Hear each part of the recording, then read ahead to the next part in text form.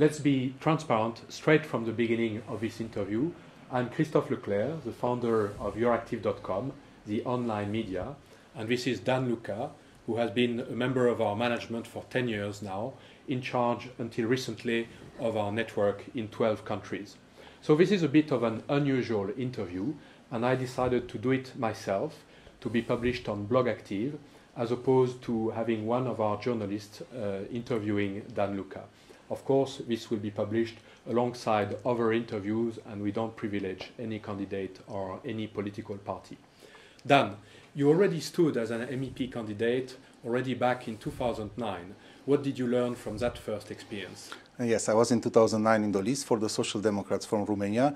As you know, it's a national list. I was not in the eligible position, but I played very hard for that campaign, knowing more or less that I don't have a chance. Now, of course, I try to be much better positioning in this list this year, and I have better chance, and I hope I will be more dynamic and more visible and to win a seat in the parliament. Which position do you have? Do you know already? I don't know. The party are preparing now the list. I hope to be in the first 10, a clear eligible position for my party. And how many elected positions is it expected to have, given the current opinion polls? Romanian will have 32 MEPs in May. Basically, we'll lose one because now there are 33. And according to the polls, more or less 11 MEPs, maybe either 12 MEPs will be from my party. So that sounds promising. Now, apart from the actual being elected or not, what did you learn from the previous experience on the electoral process campaigning? I didn't allocate that a lot of time in that time in 2009, while my campaign was mainly in Belgium, traveling and meeting the Romanian community in various cities like Liège, Anvers, Ninov. Now I was allocating a lot of time already for 1 year, more or less 2 weeks per month. I'm in Romania, meeting people, discussing with the leaders of the party, but also with the citizens, and going a lot in the television, especially in the national television and regional television. I suppose that's a big add value what I did this year, and I hope my colleagues from the party appreciate this effort. Mm-hmm. So you have good networks abroad among expats. You now have more visibility inside the country. Interesting profile. But what is your program? What do you actually stand for? Of course, my experience in 20 years in European affairs, both in Romania in the beginning and the last 17 years here in Brussels, helped me to come with new things, to come with the add value for my party, and not only for my party, also for Romania. I suppose I can really connect much better with the Romanians who are already in Euro-Brussels, around 2,500 people, because in this moment, these resources is not enough put it in front. In the same time, I suppose the industry from Romania, especially the participation industry federation, can be more active. We are losing now. We have 3,000 industry federations in Brussels, and not either one Romanian, it's the head of one of these federations or active. And after, to push a little bit Romania to be more active in the big dossier, what are now on the table in Europe, especially, for example, the future of European institutions. There are various big dossiers, and Romania it's a little bit shy. Mm-hmm. And how about EU funding? Romania has been affected by the financial crisis, even more than some other countries.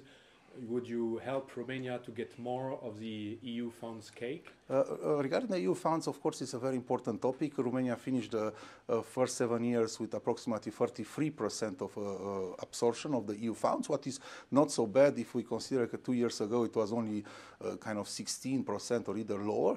Of course, being active more in the European games and understanding better where are the decisions will help indirectly, of course, to have better EU fundings for Romania and for the regions from Romania. Now, still talking about money, there is another side to it, which is not favorable to Romania's image. It is often seen in the West as a fairly corrupt country, and notably its political class has quite a few scandals behind it.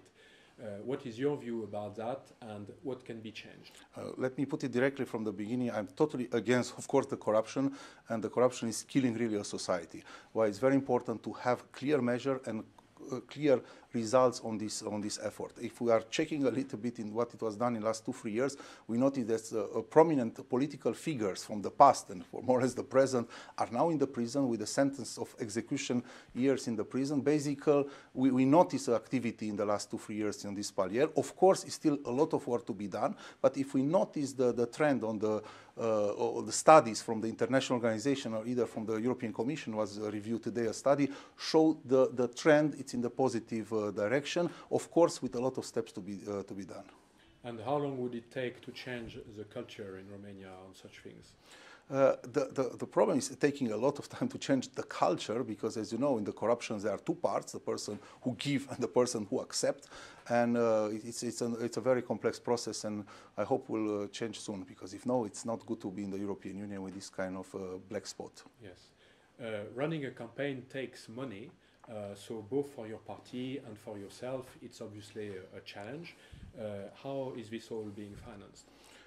Personally, basically, I use my funds, what I managed to save, and I'm taking, as you know, holidays, and I'm going 2 weeks per month in Romania. I pay my hotel, my flight, my restaurants, and transport in the country, and various activities. I try to don't spend too much because I don't have too much money, and I'm very transparent in this, and I hope also my other colleagues are doing the same. And the party, how does it fund its own campaign institutionally? Institutionally, of course, you have the membership of the members. My party is one of the biggest party and have a lot of members who have a membership fee, but also there are public donations who are also very, very transparent, and it's easy to see these things if you ask the report from the financial director of the party. Okay. Now, you are fairly young, not the youngest candidates, but also not one of the old ones. Would you be part of a kind of renewal of the political class? About this renewal of the political class, if we are checking the Romanian politicians, the Prime Minister, Mr. Ponta, is either younger than me. We have in the cabinet the Minister of External Relations, Mr. Corlățean, who is also 44. The other minister is 41. Basically, it's a very new team. There are, of course, also people in the 60 in the cabinet, but it's a new generation. They're already in the place.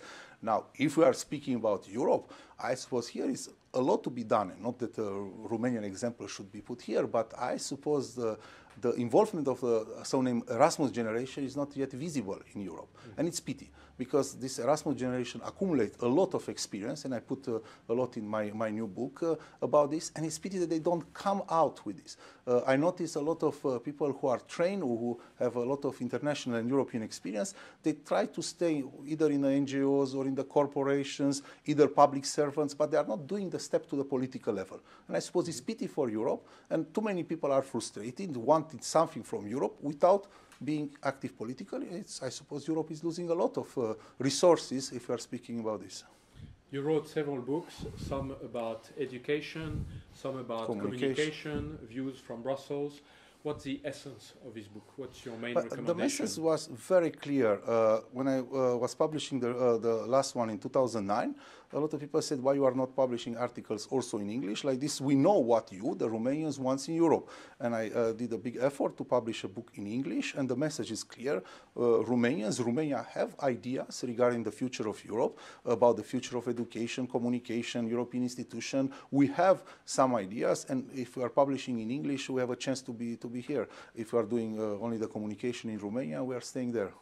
Okay. Now let's move beyond Romania. You are holding this interview in English, so it will be read or heard mainly by non-Romanians, I assume.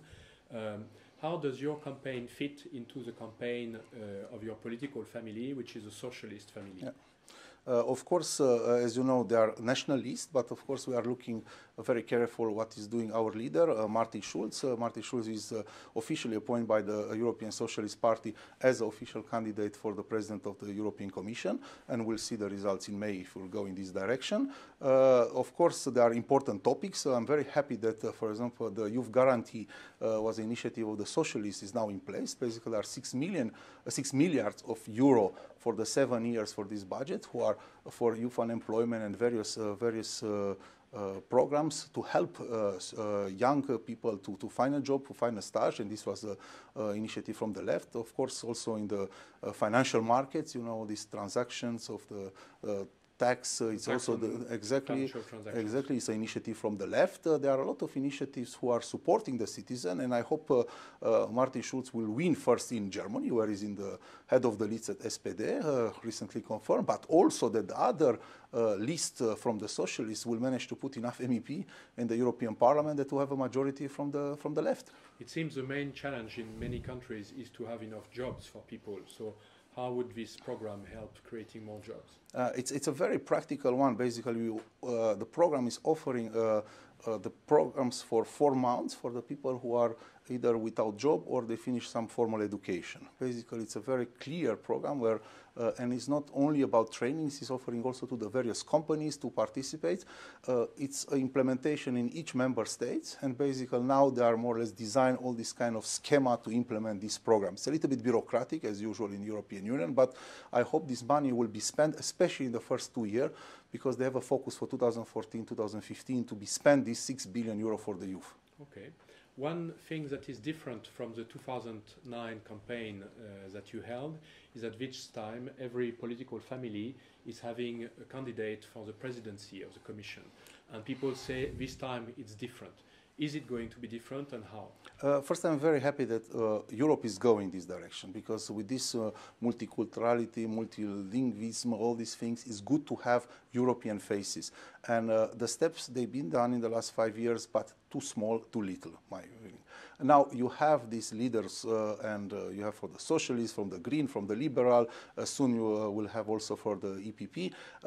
It was a step in the correct direction, but not enough. And I hope the next 5 years will go in this direction. Having Martin Schulz and other leaders who can intrupate, we can have this European face, is helping the electorate. Pity that the process of selection of this leader was not more transparent and more primary, if I can put it. So also within the socialists, there was one clear main candidate from the outset, and you wish there had been more debate? It was a lot of internal debates, but in the end, the profile of Martin Schulz suit perfectly, I suppose, the left in this moment. I suppose if you have more open debates, we'll arrive in the end to Martin Schulz, but with other brand, strongest brand. EurActiv recently had an interview with Pascal Lamy, and he said that he's behind Martin Schulz, but clearly, if that was not the case, he would have been a candidate. What do you think about him? Also, Pascal Lamy is a very important name. We'll see what is coming from France. Maybe he will play a role in the future Commission. We'll see what is coming. Also, there are a lot of positions in the European Union who can be given in this year, and maybe Pascal Lamy is looking to come to Brussels. If Schulz is indeed making a successful campaign and becomes the president of the Commission, it will be some kind of a coalition. You know that the majority of the governments in Europe are on the center-right, so it will not be a socialist commission. What difference would it make at all if Schulz is a president as opposed to some EPP president? But let's be fair, in the last 10 years it was a EPP president, Mr. Barroso, and especially the last 4 or 5 years, the citizens in Europe associate the present Commission with the crisis. I suppose having a new face from the left will have at least the perception, I hope not only, that this new president of the Commission will be more close to the citizen, that will understand them better, because in this moment, let's put it very correct, it's a big gap between the European institution and the citizens. We need to build another Europe. The citizens are not against the European Union or are against this kind of European Union. I suppose the project is a success story, but need to be change a little bit the way of doing this, and maybe Martin Schulz is the person who can help in this. Yes. And you are part of this socialist family, so I suppose you have connections with some people advising Martin Schulz, or maybe himself. What do you recommend to them in terms of campaigning in the next 3 months? Martin Schulz is a communicator, and I remember the European Socialist Congress, what was here in Brussels recently. He was having an incredible good speech, a really presidential speech. Now, he needs to continue, but he needs to travel. He needs to travel in each of the country and to don't be shy. He needs to jump on the topics what are on the national agenda in each of the country. And of course, the national television, it's a perfect tool. You need to find a way to discuss and to express your message, and people will understand that you have some idea not only for the people in Brussels or for Germany, from where you come, but also for them. People want to feel that you really understand what they want from this. And being close to them, traveling, discussing, and not only in the capitals, it will help him a lot to get the message from the citizen and from the activists of this country, and to be eventually a good president. None of the presidential candidates is well known yet.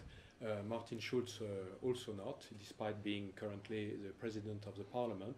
He's also German, and that implies a certain image, especially in the countries that have suffered most from the crisis and which, fairly or unfairly, are attributing part of the responsibility to Germany's finance minister. So is there a special image challenge for him? I suppose it's important to be German. I suppose it's not a bad brand in this moment to be German. Of course, in some country like Greece or maybe in the south, it's a little bit tough, but people will pass these stereotypes about Germans and about other nationality. Martin Schulz, it's a European. He was here for the last 20 years. He spent more time in Brussels or around Europe than in Germany. I suppose with Martin Schulz it will be very easy to pass this stereotype of typical German. And I suppose being German is not bad for a European Commission in this moment. To have a financial approach about Europe is very important. Mm-hmm. So your recommendation is that he travels more, I assume alongside candidates like yourselves and others. There is also talk about some presidential debates. So far one has been fully decided. There are others which are in the talk.